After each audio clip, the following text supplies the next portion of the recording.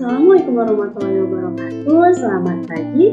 Perkenalkan, nama saya adalah Putri Rahmadani, NIM 22011111003, kelas Legorel A 2020. Pada kesempatan kali ini saya akan membahas mengenai 5 penggunaan tanda baca pada bahasa Indonesia. Nah, yang pertama saya akan membahas mengenai tanda kurung. Ada beberapa fungsi yang digunakan dalam penggunaan tanda kurung. Yang pertama, tanda kurung biasanya digunakan untuk mengapit keterangan tambahan seperti singkatan atau padanan kata asing. Contohnya, pada bulan April akan dilaksanakan ujian tulis berbasis komputer. Setelah kata komputer, digunakan buka kurung UTBK tutup kurung.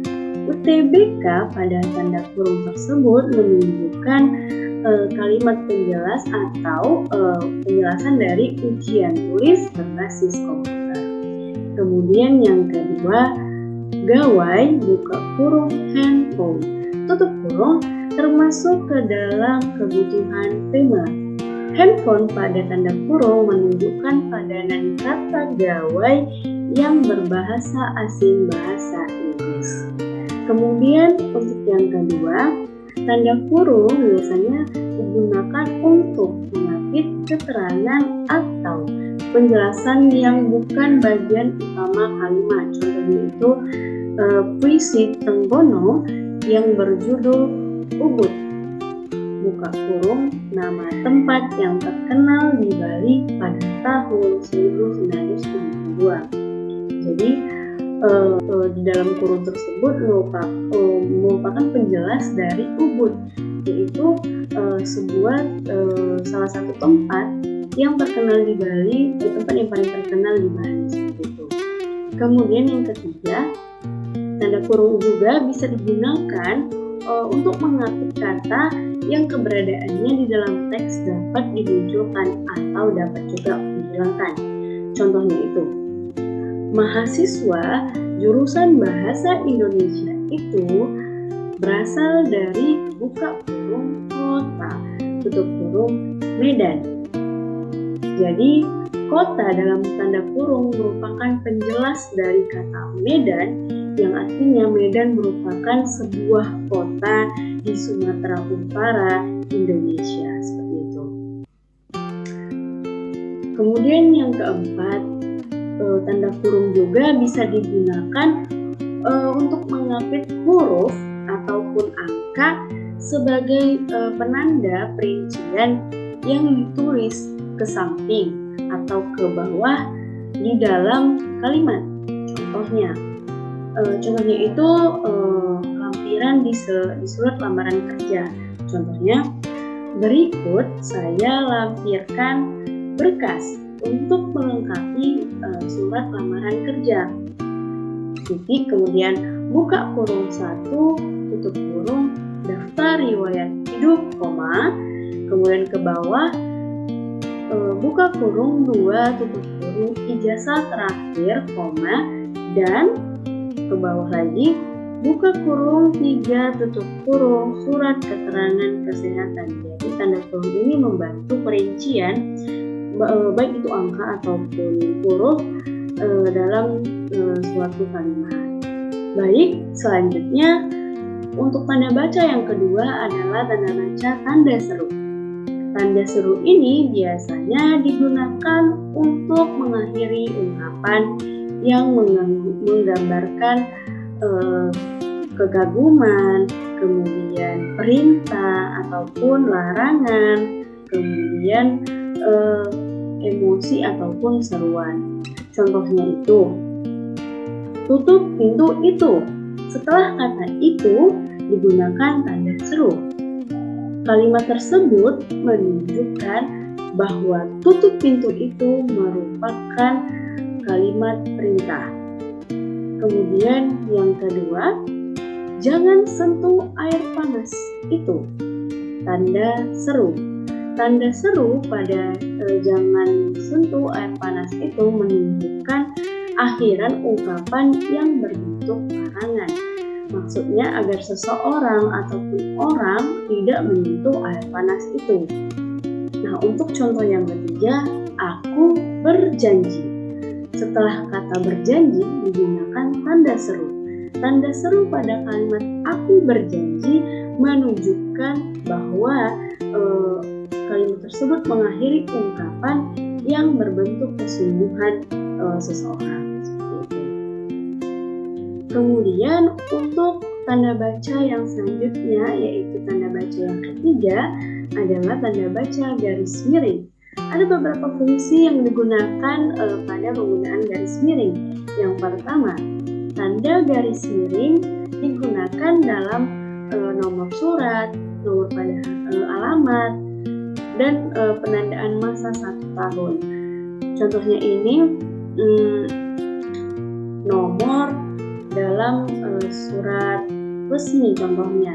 Contohnya itu nomor ×2 7 PK garis miring 2 garis miring 2022. Jadi dari kalimat tersebut menjelaskan bahwa surat resmi tersebut memiliki nomor surat 7 garis miring PK garis miring 2 garis miring tahun pembuatannya itu tahun 2022. Baik, yang selanjutnya tanda garis miring itu yang kedua juga bisa digunakan sebagai pengganti kata dan atau serta setiap. Jadi pengganti kata dari kata dan atau kemudian setiap. Contohnya itu dalam susunan kepanitiaan dia tercatat sebagai ketua garis miring anggota. Jadi untuk penjelasannya, kata setelah ketua kemudian garis miring merupakan pengganti kata dan. Jadi dalam susunan kepanitiaan dia tercatat sebagai ketua dan anggota. Jadi garis miring itu menunjukkan kata dan. Untuk contoh lainnya, harga kain itu 75.000 garis miring meter. Penjelasannya, harga kain itu 75.000 rupiah setiap meter. Jadi garis miring pada setelah kata 75.000 menunjukkan pengganti kata setiap. Jadi setiap 1 meter kain menunjukkan harga 75.000 rupiah. Baik, yang ketiga, tanda garis miring itu juga bisa digunakan untuk mengapit huruf, kata, atau kelompok kata sebagai koreksi atau pengurangan atas kesalahan atau kelebihan di dalam naskah yang ditulis oleh seseorang. Jadi contohnya itu, dia sedang melunaskan hutangnya di bank. Jadi untuk analisisnya, dia sedang melunaskan garis miring H garis miring hutangnya di bank. Jadi untuk kata baku dari utang adalah utang tanpa H. Untuk memperbaiki kesalahan penulisan tersebut, maka digunakan garis miring untuk menandai bahwa H tidak merupakan kata baku dari utang. Baik, untuk tanda baca yang keempat adalah tanda baca apostrof.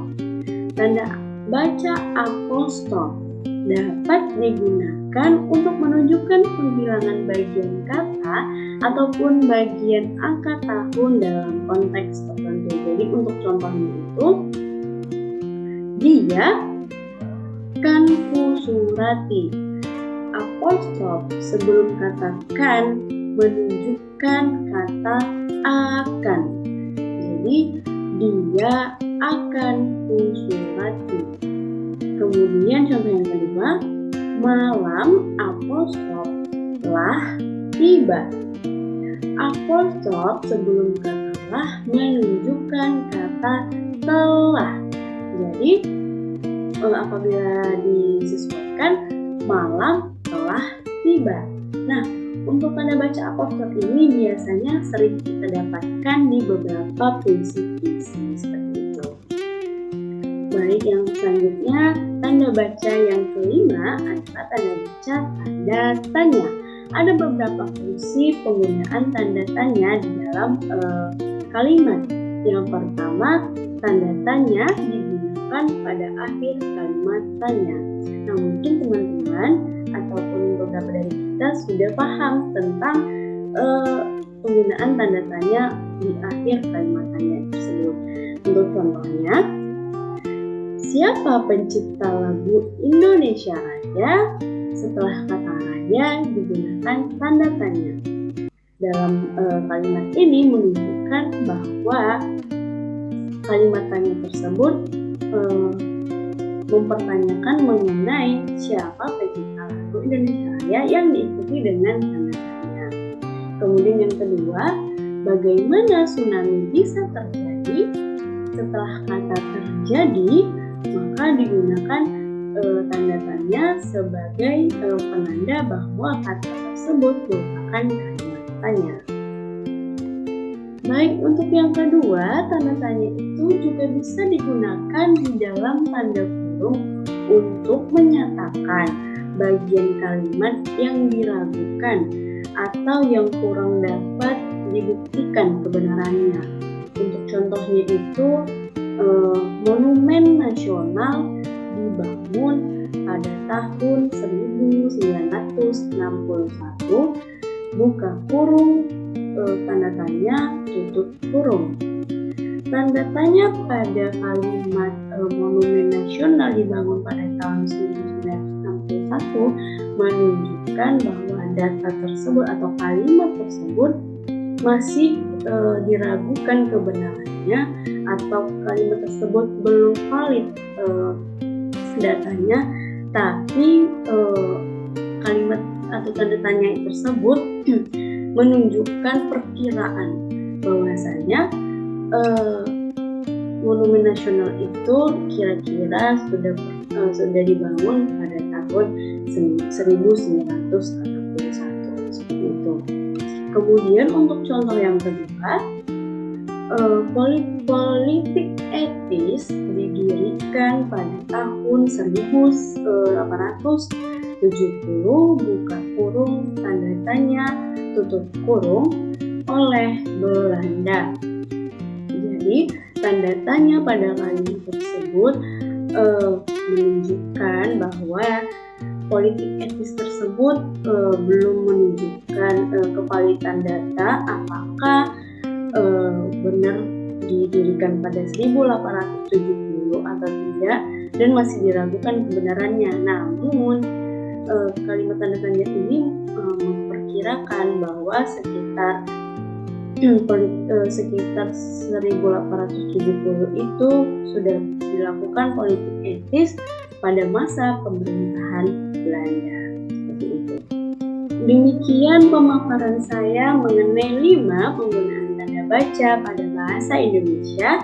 Semoga apa yang saya jelaskan dapat bermanfaat bagi kita semua. Akhir kata saya ucapkan terima kasih. Wassalamualaikum warahmatullahi wabarakatuh.